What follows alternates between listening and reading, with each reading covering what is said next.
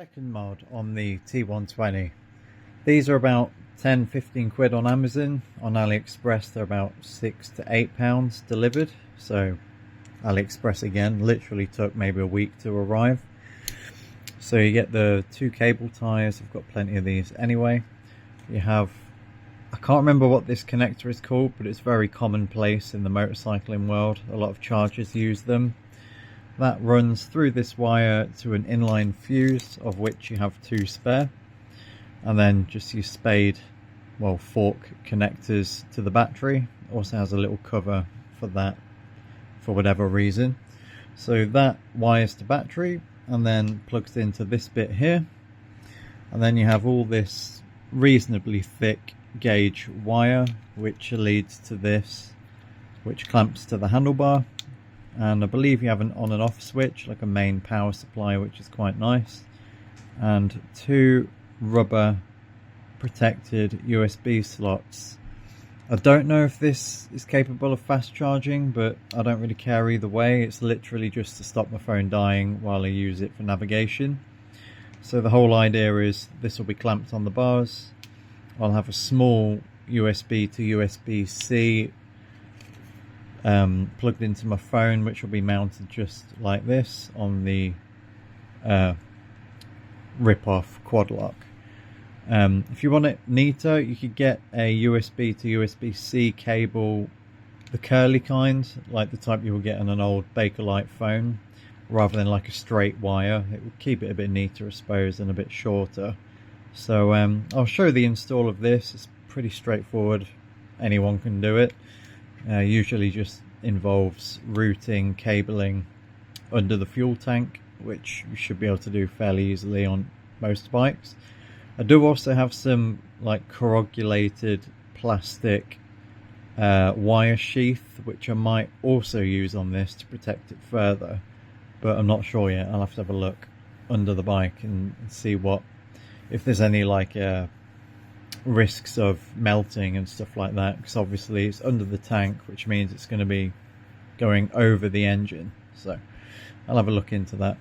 Again, you get like a cheap Chinese Allen key and some rubber protection strip, which is obviously to wrap around there, and the one little screw which I'll probably lock tight just to be sure. And yeah, just be on the bars like that. Probably put it right next to the switch gear so it doesn't look out of place, and it'll just kind of be out the way really. So yeah, I'll probably show how to install this, because it's possibly a bit more involved.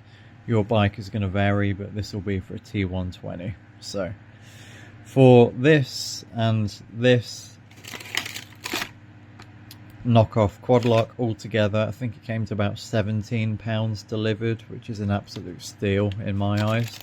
So, and that's with the vibration dampener on the quad lock. So, and then about £4 for another phone case to stick this bit on. So yeah, I'll show you how that goes. So yeah, I'm starting to mount the USB socket. So I've kind of placed it here for now. I think that's probably where I'll leave it. It seems quite a good location. The included rubber protective thing was too thick, so I just used a bit of fabric tape. You might be able to see just here. And then all I've done so far is undone the factory Triumph harness thing here, threaded it through, and then I've threaded it down with the main harness, as you can see just here, and tucked it behind this metal bracket, and that's where it's hanging out for now. So I'm going to run it down the right side of the bike, because it's already on the right side of the handlebar. It just makes sense. So next I'm just going to, I've undone the bolt for the tank here. I'm just going to lift the tank up and support it somehow, and then basically just follow where the main wiring comes down the backbone of the bike, and then bring it out into this battery area and then hook it up. So I'll just get started on that and then show you how I did it. So as I was kind of wrestling with the tank, I couldn't fully show how I routed it, But I basically pulled the tank back off its mount, fed the wire through this harness here, cable tied it just up underneath here to an existing wire, and then sort of ran it along the backbone of the frame, and then it basically comes out just under here along with some of the factory wires, if you can see this bit here and this wire. So just going to cable tie that on, and I might use a bit of wire sheath and just thread that through underneath just to give it more protection. I'll just show you what that sheath stuff looks like. So it's this stuff. I've had a big roll of this for a really long time, and it just opens up like that. I'll cut a section off and then just kind of thread it onto the wire and then slide it up underneath.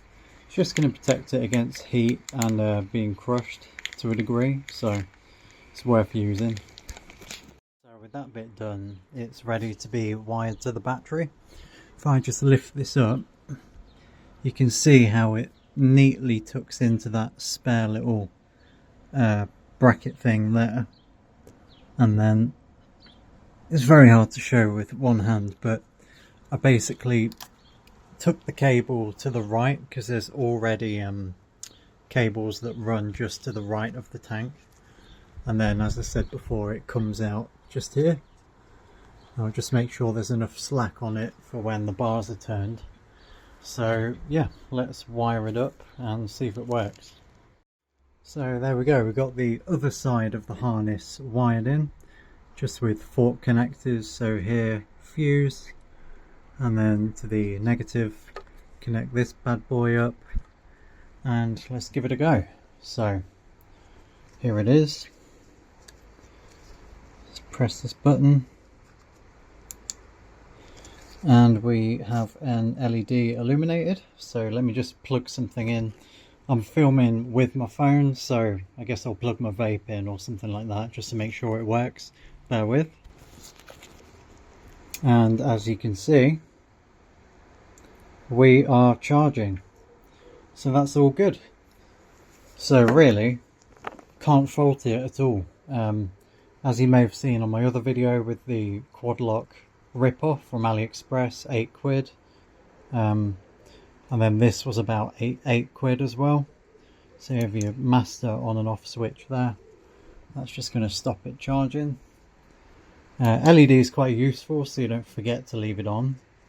You don't forget to turn it off, I mean. You got these rubber protective covers, which are nice. So yeah, wired under the tank. Then it just comes out here. It's not being pinched anywhere, so that's all good. So yeah, really can't go wrong. It's quite a neat install. It's out the way, doesn't hit the tank when I turn the bars or anything. Just make sure you leave enough slack, and yeah, all good. I've ordered some coiled USB sockets, I might have mentioned before, so it'll plug in here, then it's like a phone coil, and then that can just go straight up under here into my phone. Although I'll probably use the phone horizontally, to be fair, because it will clear some space so I can view the clocks a bit better. So yeah, I only really need a very short cable.